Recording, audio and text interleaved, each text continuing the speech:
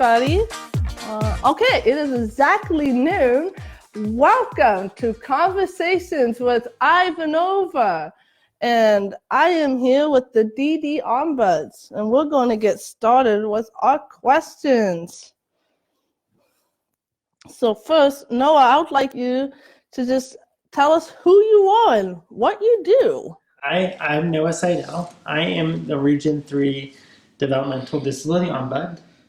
I work at the Office of Developmental Disability Ombuds, and I help with Region 3. So we have the state in 3 regions. I'm the Region 3 Ombuds, and I work with people in the community to try to resolve their issues and support them. That's great. So what is the DD Ombuds? So the DD Ombuds is an independent office that was created by the legislators to help people with developmental disabilities, family members, guardians, service providers, access developmental disability administration services and help people navigate the service delivery system and also respond to other questions that folks with developmental disabilities or their families might have to live happy, productive lives. That's great. So what specific services do you provide? Our office, we provide different services. One thing we do is we provide information on rights. So people can call our office and we can do information and referrals so they can ask us questions about how to get information, and we can provide them information about the service delivery system, information about providers, information about anything that they would need to help them interact with their communities or be free from abuse and neglect. Another thing we do is we investigate complaints. So people can call or email our office if they're having issues with services or they are being abused or neglected, and we can help investigate the issue with them and provide advocacy support. Other things we do is we go out and do monitoring visits. So we go out and we meet people where they are in adult family homes and supported living in our state institutions, and we visit people where they're at to let them know about our office and our services and to see how they're doing and if there's anything that they would like from our office. We try to resolve our complaints at the lowest level possible. So that is when we're working with somebody, we try to work with either direct staff, with their case resource managers at DDA to find their issue that is a way that they can direct us. So we're person-centered and person-directed. So family members, people with intellectual developmental disabilities, they can help navigate the kind of advocacy that we do for them to get a resolution that is making their life better. We also publish reports, and we have put out reports about people stuck in the hospitals, people who are in crisis, and then we work with their state legislators to try to find solutions that will make the lives of people with developmental disabilities and their families better. Oh, that's great. Thank you. How did the DD Ombuds get started? So the DD Ombuds got started in 2016. There was a bill, Senate Bill 6564, that got passed. So there was a case of abuse towards a person with a developmental disability that got public attention, and we had work groups that discussed abuse and neglect towards people with developmental disabilities and how much it occurs in Washington State. And folks have been working to get a developmental disability ombuds for more than 10 years in Washington State. Really great organizations have worked to do that. But when this case came out and legislators and the public saw what was really happening to people with developmental disabilities, they passed that Senate Bill 6564, and it created 2 things. It created enhanced case managers. So those are DDA case managers that have smaller caseloads so they can interact more often with their clients. And it also created the Office of Developmental Disability Ombuds to be an independent office from the state and the service system to really come in and help people in a neutral way to help people with their advocacy. That's great. Thank you. How are the DD Ombuds structured across the state? So currently we have a state DD Ombuds, Betty Sweeterman, and then we have regional ombuds in each region of our state, and then we have a self-advocacy educator. So in each region, so I work in Region 3, and then we have folks in Region 2 and Region 1 who help and can take complaints and do monitoring in their region, and then work with the providers in that region. So also, like our DDA system is divided into 3 regions, so we use those 3 region models. Okay, awesome. Oh, sorry, my phone decided to go to sleep on me. That's okay. Okay, next question is, how can people make complaints to the DD Ombuds? So people can make complaints to the DD Ombuds in multiple ways. We want to make it so our office is accessible for family members, for people with developmental disabilities, for anybody who needs to contact our office. And we know that there are people who it's best for them to work with us during the days. There's folks who can make calls at night. So what our office does, we have multiple ways to make a complaint.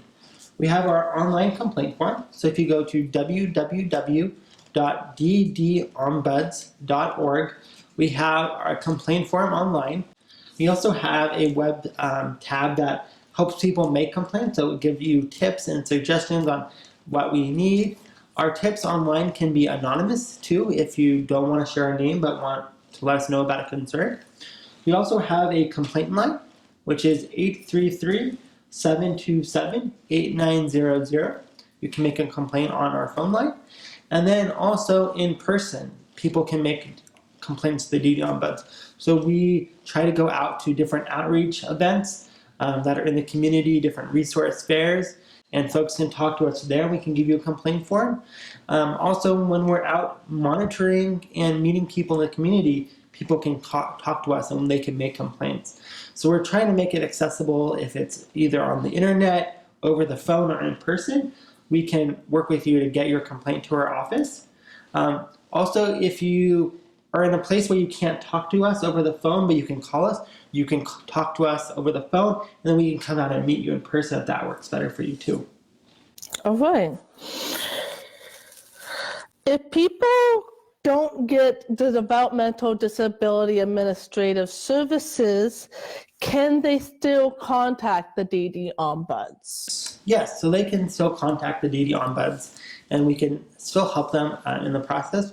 We try to help people who either identify as having a developmental disability or a family, or if their family member identifies as having a developmental disability, we can help them. We've had folks who've reached out to us around eligibility issues. Either they need help understanding what documentation they need for eligibility, they need help getting support throughout the process, or they just want to talk to us about, what's happening in their eligibility process. So we've had folks that have talked to us about that part, and some of them have then gone on to get DDA services. Other folks have got other state services. So we try to help folks who have developmental disabilities if they're working in other state services too. So if we get a complaint around Social Security or home and community-based services, we can still get them to the right folks who can help them with their advocacy. Awesome. We're now going to take a break for audience's question. Do we have any audience questions in the comments? Okay. So we have some questions that we got earlier that we're going to ask now that we got through email. Thank you for the people who sent in these questions.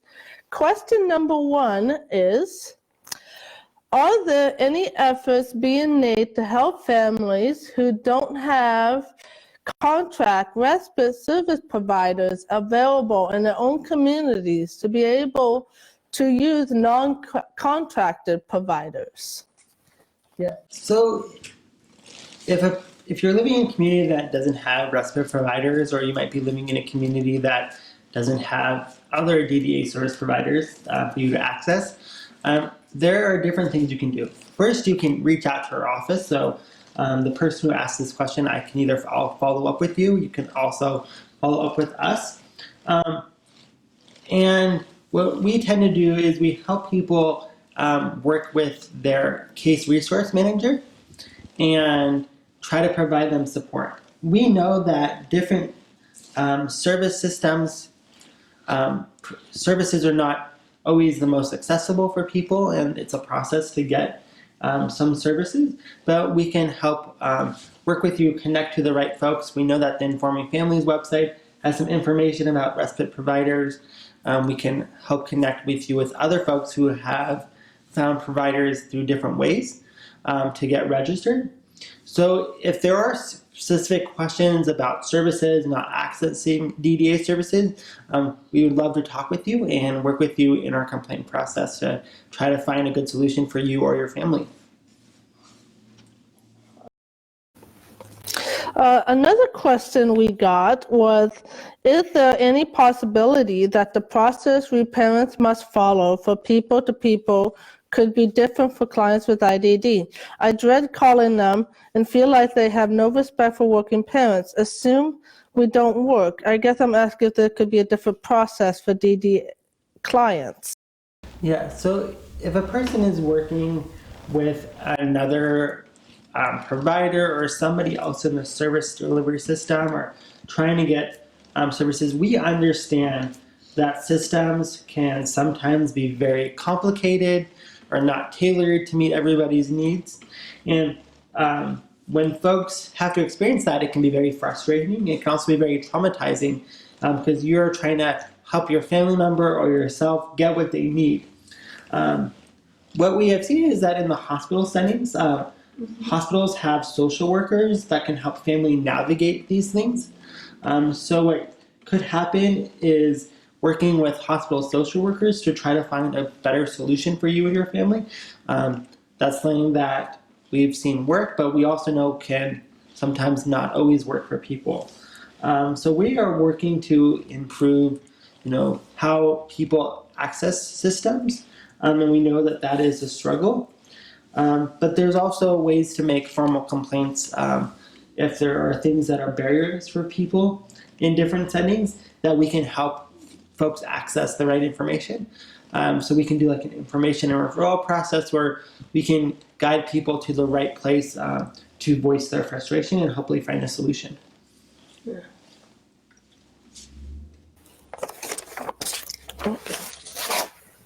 All right, next question.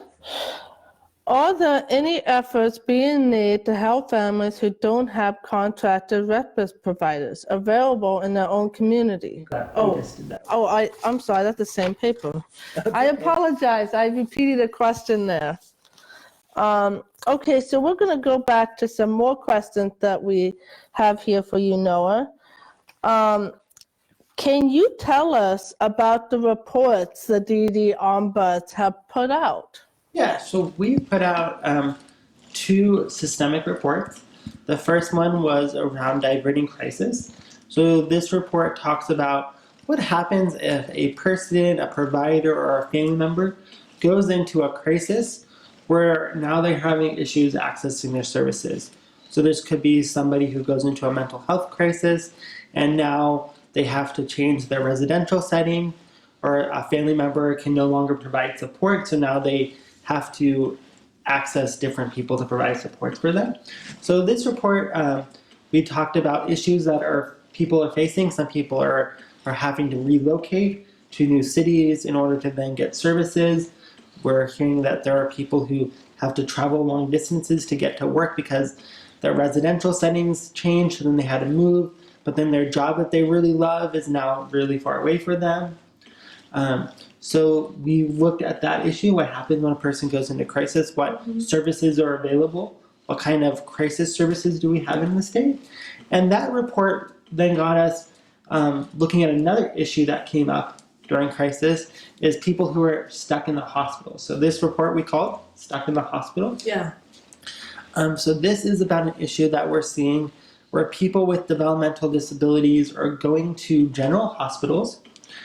Some people are going there because they had a medical need, but then when it's time for them to discharge, they don't have a place that they can safely discharge to.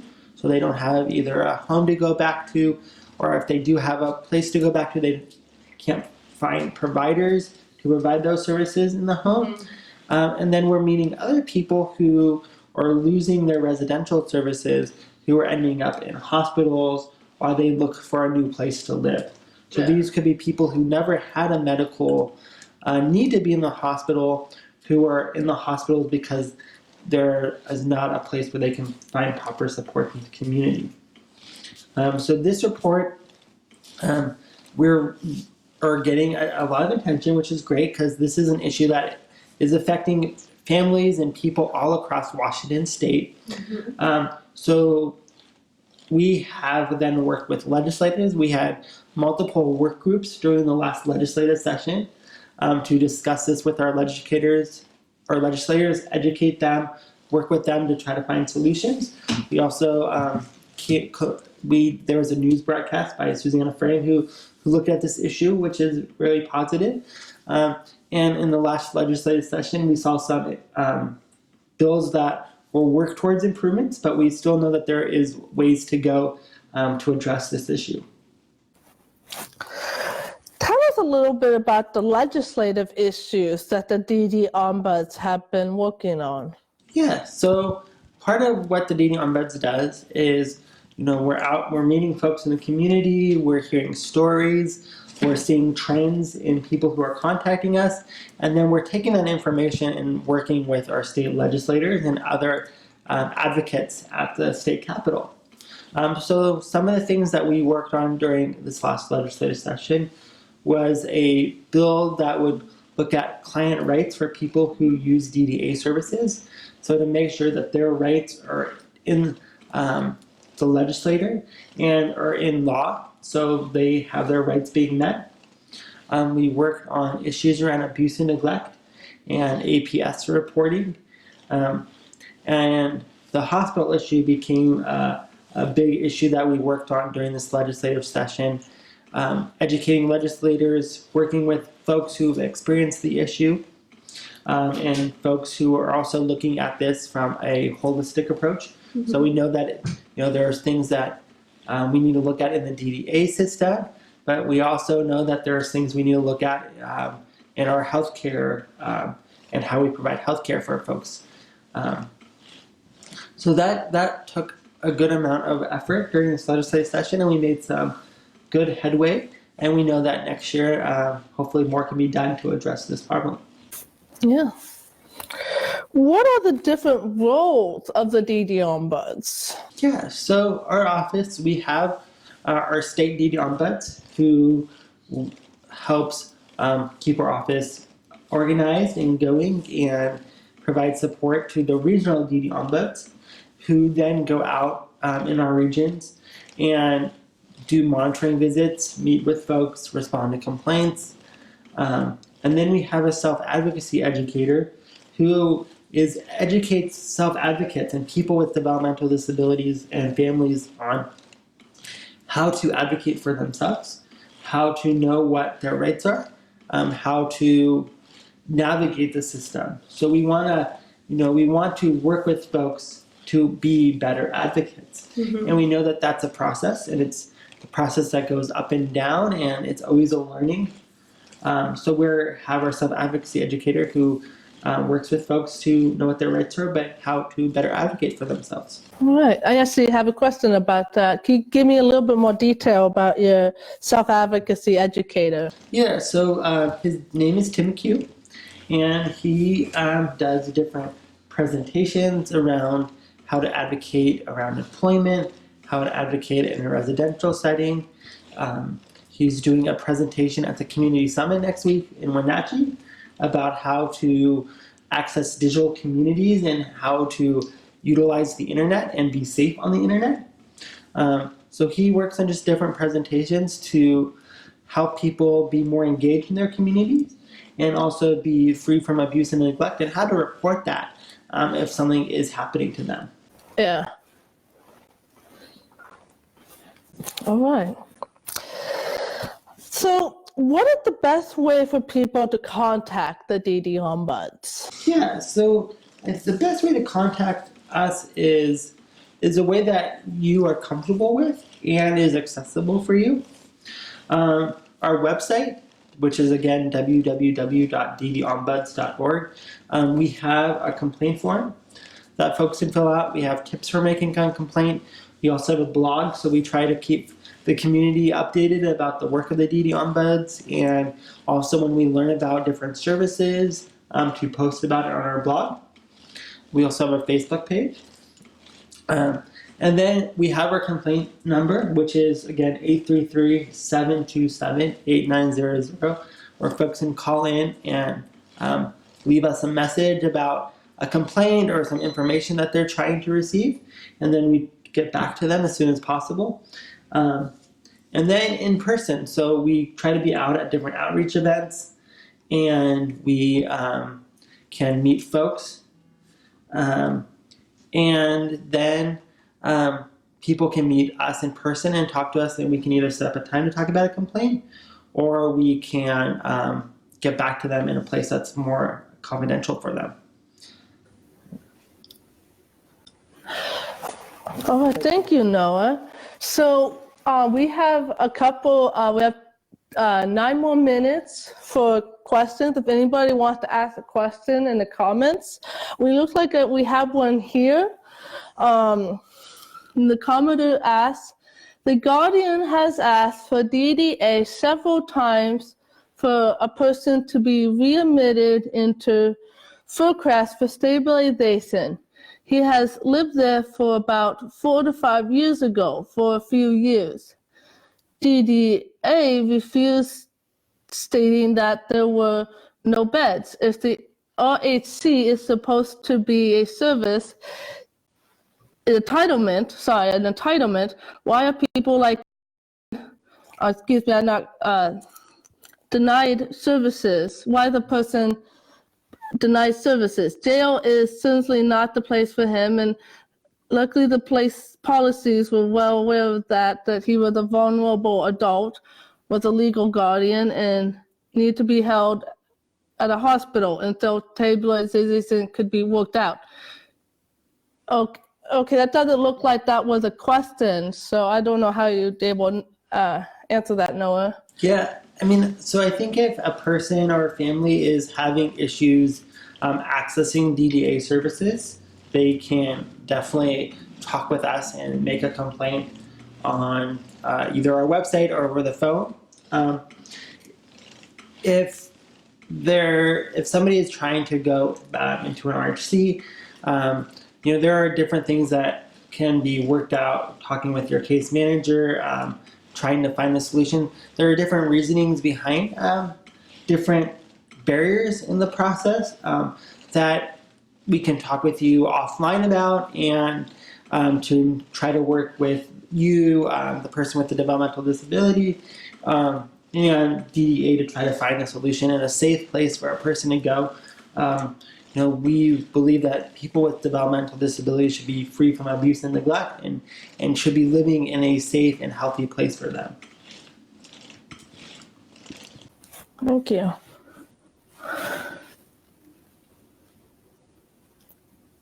Okay. All right, so we have a couple more minutes for comments. Looks like we got a really quick response to that last question.